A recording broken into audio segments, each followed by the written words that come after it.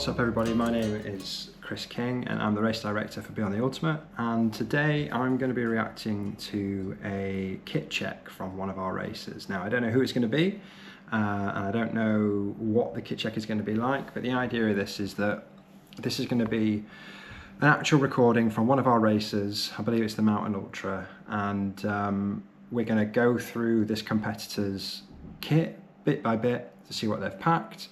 And we'll be hopefully going through the positive and negative of the choices that they've made. All of our races are self-sufficient, and a good portion of time should be, if you've not done anything like that, a good portion of your time should be learning the kind of stuff like this in this video. And then once you've learned it, you have the skill set to be able to go out in the hills and the mountains or whatever environment with a really specific and useful pack for adventures. So it's a really good skill to have. But let's see what who it is and how they do. If we could start with your trail shoes, they need to be fantastic. And we're looking for shoes that aren't running shoes, so a nice aggressive tread, fantastic. Thank you very much.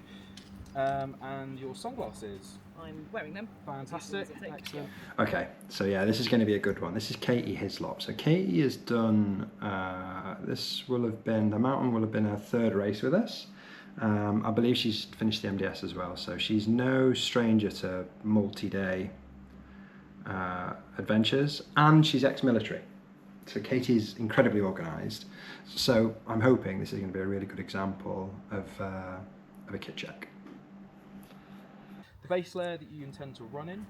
So that is just here, on top, and I've got compression sleeves as well. So Fantastic, from the sun or... And your warm mid layer, which is something like that. So this is James, one of our head medics, Global Expedition medics. It's quite normal for a medic to be doing your kit check, because they'll not only check your mandatory kit, they'll check your medical kit too. And right off the bat, a couple of personal items there. So we get quite a lot of questions about what shoes should I wear. It's incredibly personal. So what we always say is that it should be a shoe that provides enough grip for you to do the adventure, no matter what that adventure be, and it should be something that you've trained in and that you're comfortable with. Warm mid layer. On Fantastic, so full length sleeves. Full length sleeves And a hood, excellent. Your running shorts. Running shorts are, I've got those shorts and a some sort of over skirt that goes over. Fantastic. Yeah. And your running socks. Running socks are there. Yep, excellent. Your buff or your neck gaiter. Yep. Excellent. The Ice Ultra. Cool. A warm hat, so like an insulated Warm hat is that one there. That's fantastic. Excellent. Fleece on the inside. And while we're over that side, your 3-layer waterproof jacket. Yeah, that's that one. Excellent. Cool. And that's got a hood and tape seams. So it starts off really simple. It's the stuff you're going to run in. So if we are doing a kit check and you don't know where your stuff is, for a start, it's always quite telling. So Katie knows where everything is, she's laid everything out, she's done what we call a flat lay. But we start with the stuff that you're going to run in. This should be the stuff that you're most comfortable in. It should be tried and tested. And you should be really confident that your base layers and your warm layers are good to go. If you are always unsure of base layers and warm layers, we'll put an article in the comments section of this that explains what they are. Hood. Suitable for heading into mountains. Excellent. Yeah.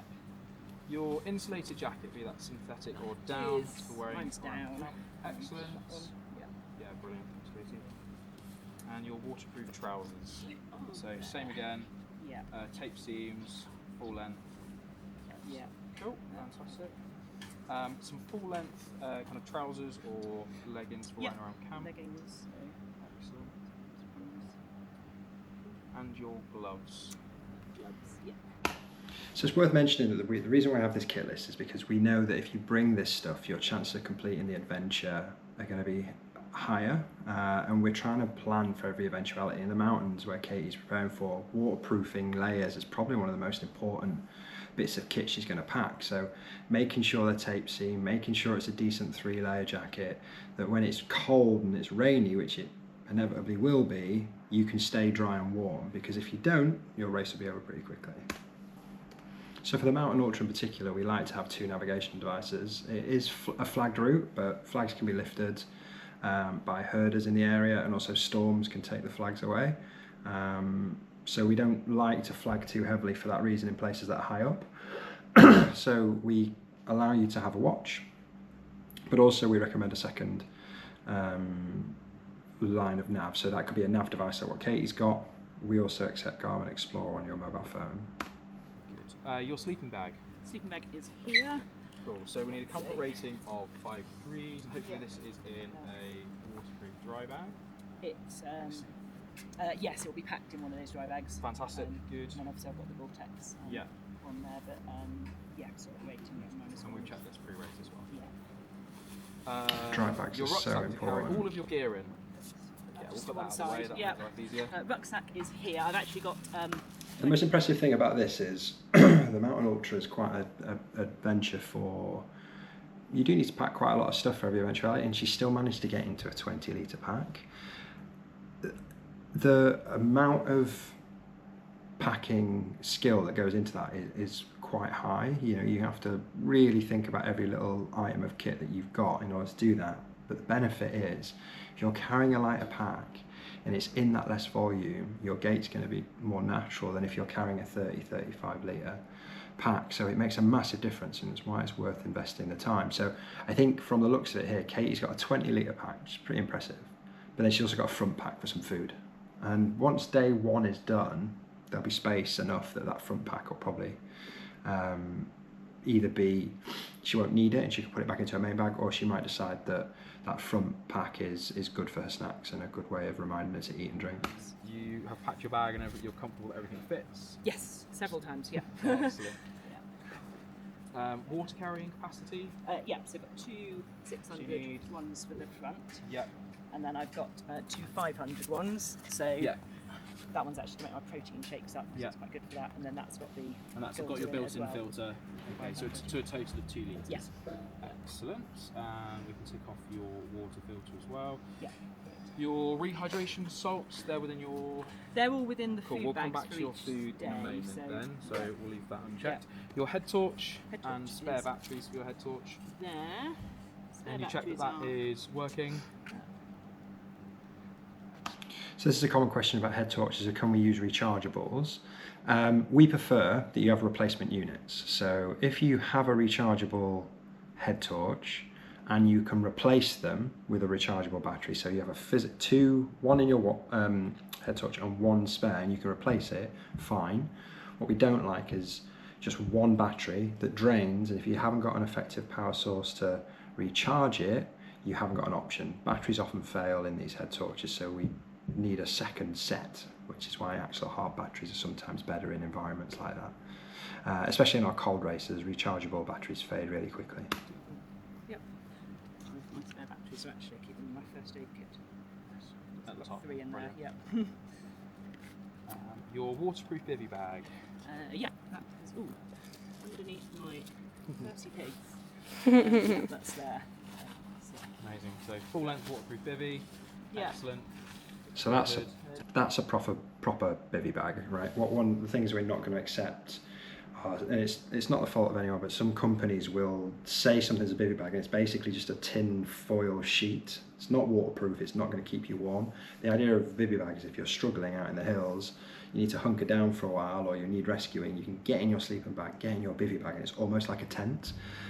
So a full waterproof bivy bag is really, really important. And if you don't have access to one in your country where you're racing, you can rent one from us for next to nothing. Fantastic.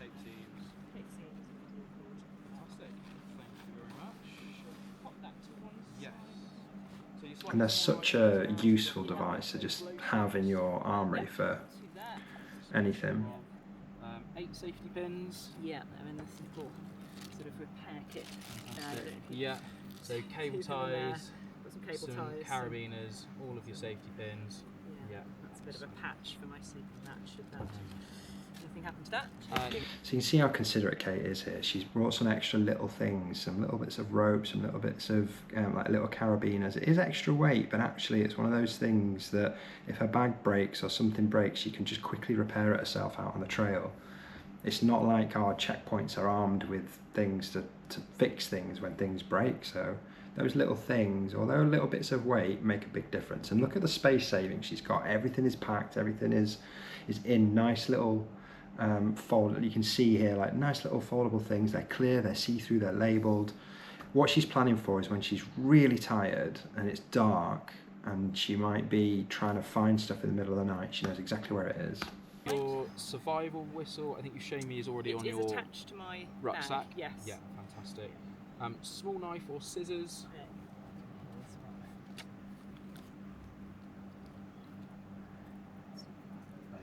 Excellent, small knife. I do have scissors actually. Some little scissors. Yeah, great.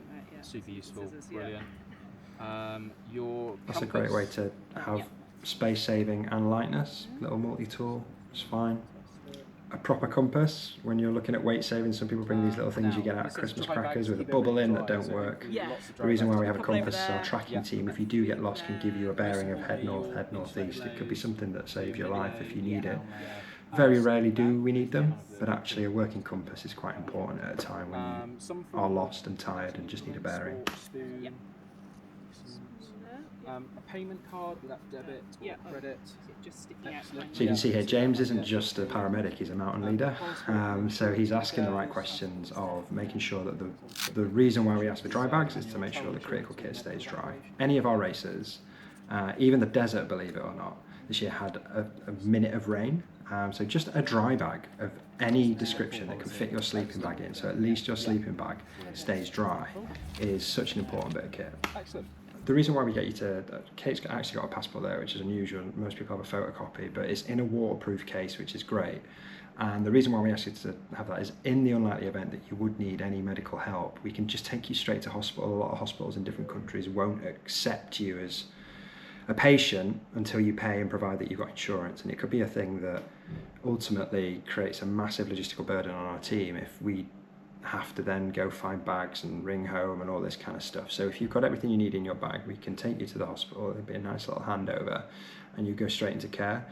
It's very unlikely to happen, very rare, but if it does, at least you're prepared for something really, really simple, just a photocopy of your license and your insurance. Yeah, that's Little just towel, yeah, some toilet rolls, paper, wipes, some wipes, and some dog poo bags as well.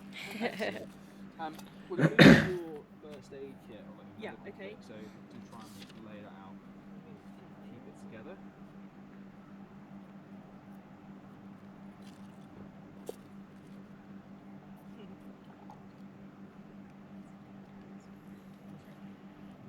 Cool.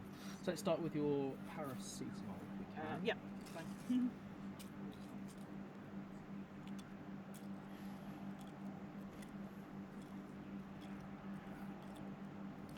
This is so good. She's not got a big bundling medical kit. She's thought every item through, and she's saved space by cutting out the tablets. I can see it already. And your Diarylite, which I can already see. You need 5 of those. Loperamide, you might have Imodium. Oh, Imodium, yeah.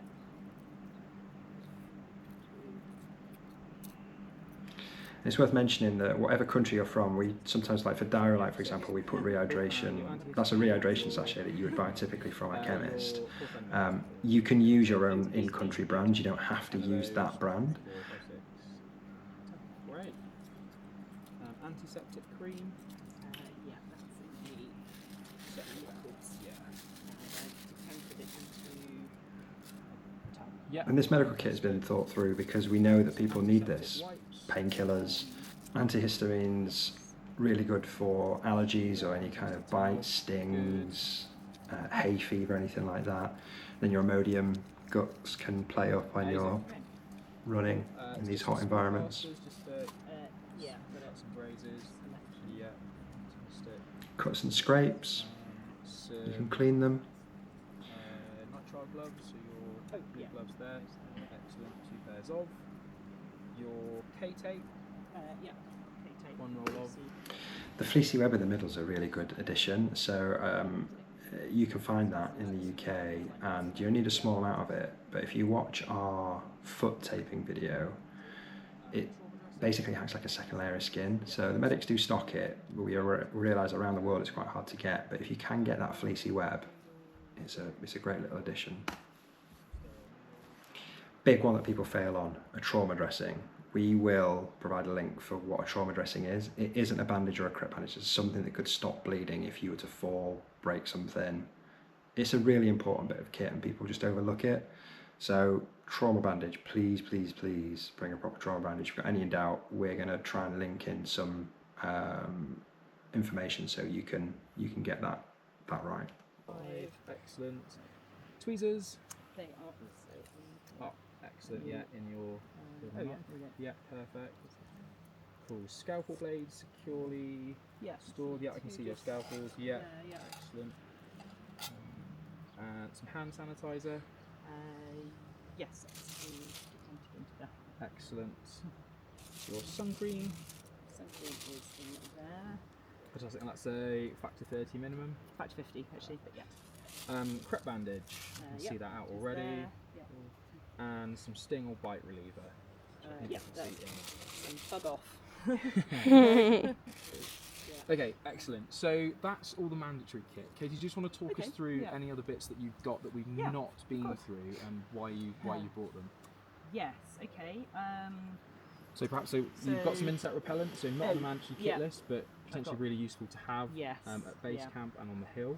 And I used it on the trek. I don't Yeah. know if it made a difference, but there were a lot of bugs around. Yeah. So I've taken strepsils as well because on the desert race I Yeah. had a very sore throat Yeah. and I craved these and didn't have any. Yeah. So I now always bring them on races because for me that is a lifesaver. Yeah, no, that sounds very sensible. I bring a flag because I'm doing it for charity. So Cool. I'm doing it for supporting wounded veterans. Amazing. So that's why I'm bringing the flag. It's You're very gonna carry that the whole way? lightweight. Very Cool. lightweight. Amazing. These little tablets here are water purification. Yeah. So if my filter was to kind of clog up or get Yeah. broken or I lose that bottle or something, then I do have another way of Fantastic. purifying Really, water. really sensible. Yeah, good decisions. Um, Talk to me about then- these. So we've not checked yeah. these. So these are my little everyday. So each day I've got a toothbrush, a little Colgate Wisp toothbrush for the morning. Yeah, and those evening. little morning things can be such a good boost when you're tired and you're wet, and I'm thinking like particularly in the jungle. Those little towels things are called Wemmy wipes, and they're really light. It saves you carrying like wet wipes that are heavy, full of water. They're just these little towels and you add water to them and whoosh, so they can double up. You can use them as toilet paper if you need to, or you can use them to clean yourself and wipe your face down and all the kind of things there. And then with toothbrushes, you know, you see it on a lot of things of people cutting them to save weight or using an electric toothbrush head because they're lighter. Little things like that, but it's quite nice to see that she's done it on a little day-by-day basis. So she wakes up in the morning and she's got her things ready. Also, for each evening when I finish a stage, I have a Percy pig and a piece of crystallised ginger because I love those, and it's a little treat as I cross the line. The repair kit we kind of looked at before, didn't we? But I just think for repairing a strap on a rucksack, or these little cinches are great for if I find that one day my kit is maybe wet and takes up more space, I can attach something to the outside of my bag, hopefully it'll dry in the sun, that sort of thing. Fantastic. And then So the sleeping mat. Yes. I'm taking a sleeping mat So you're because going for it is comfort so instead of much weight. more comfort. Yeah. It weighs about 400 grams, but I think Yeah. if that gives me hours more sleep each night, I'm going to be way faster. So I'm it'll keep you happier warmer during as the well. day. Good thinking. And warmer, of course, yes, as well. So the only thing, Katie, we haven't been What through else? is your food. So Yes. we need to go through your Okay. 5 days worth of food with Yeah. 2,000 calories per day. Okay. So we'll have a quick Yeah. look through your food. You can talk Yeah, to us about what okay. you brought and perhaps why you brought it. Yeah, sure. So each of the bags basically has in it the night before's dinner and the Yeah. next day's breakfast and snacks. So each night when I come in, I'll open a new bag. Yeah. And then that'll be it. So if I open Fantastic. one, Yeah, so let's this has start got with day one. Yeah. Day one dinner. So kind of before day one, I've got day one snacks, Yeah. which will go straight in my bum bag. Yeah. And then during the day, I've got a pick and mix kind of way of doing this. Yeah, so cool. Let me Let's have a little show look. you what I've got in order. So these are, I love these. These are Huel. So we're seeing lots of different brands of food come in, and Expedition Foods and all these kind of via pots and all this kind of stuff is coming in. It's very new to see Huel on these things, but the important thing is that Kate's tried this and she knows she can eat them, which is really, really important. When you're feeling, you know, exhausted and overwhelmed and tired of stage and you get that palate fatigue, is you want to make sure that you can eat your food. You can tell just by Katie's prep that she's practiced with these things and knows that they work. And the hydration tablets that she's got are different to the rehydration sachets. So rehydration sachets in your medical kit are what you'd typically buy at a chemist or a pharmacy. These might have got a more sporting basis to them, so they might, you know, you can often get them in gels or whatever, but this is a precision hydration one, I believe, which is a tablet that she's, again, used in training. Stuff on Fantastic. day one. Day And one do slightly you shorter. know roughly, have you calculated your Yes. like, calories per kind of snack bag? Oh yes, I have. So I think there is, let me get this right now. So I've got 800 for the evening plus 200 hot chocolate. Yeah. My morning, I've then got 600 or 650 in each of these bags. I've got a bit more for the other days. Yeah. And then my breakfast, I find it really hard to eat solid food in the morning. Yeah. So I've got a Huel protein shake, Yeah. like vanilla flavoured. Mhm. I've also added a spoonful of like probiotic, like Yeah. matcha powder to Yeah. that, which Fantastic. really helps just digestion. And that's my hot chocolate for the evening. Yeah. And then my little luxury, I love just before I go to bed to have a like a herbal or fruit type tea. Yeah. So I've got some of those. And so your total calories for per day exceeds the 2,000 It's Right, bang that's on. it. It's pretty Bang much on, bang on okay. the 2,000. and includes some luxuries as well. Yes, well, I mean, the tea bag I'm assuming has no calories in it. Probably no whatsoever. calories, yeah, but but a nice everything treat, else yeah. adds up to pretty much 2,000, Yeah, fantastic. which has worked for me. So I Yeah. know some people like to have a lot more, but Because you've done a I've few of done- these races now, you've got Yeah, I've quite a done- CV. yeah, so I've done the Marathon Saab, I've done the BTU Desert Ultra, Yeah. and I've done the BTU Ice Ultra. And both of those, I had pretty much the same Yeah. food, and it Fantastic. worked really well. So I'm quite confident with that. Excellent. Yeah. Do you have any queries or questions? Otherwise, I'll let you go and you can repack your kit. No, I think all that's really clear. I've Amazing. got the confidence now. I've got everything. So Yeah, that was fantastic. brilliant. Thank you. I No, can thank you fit it all very in much. my bag. Yeah, great. Cool. Thank you. Best of luck.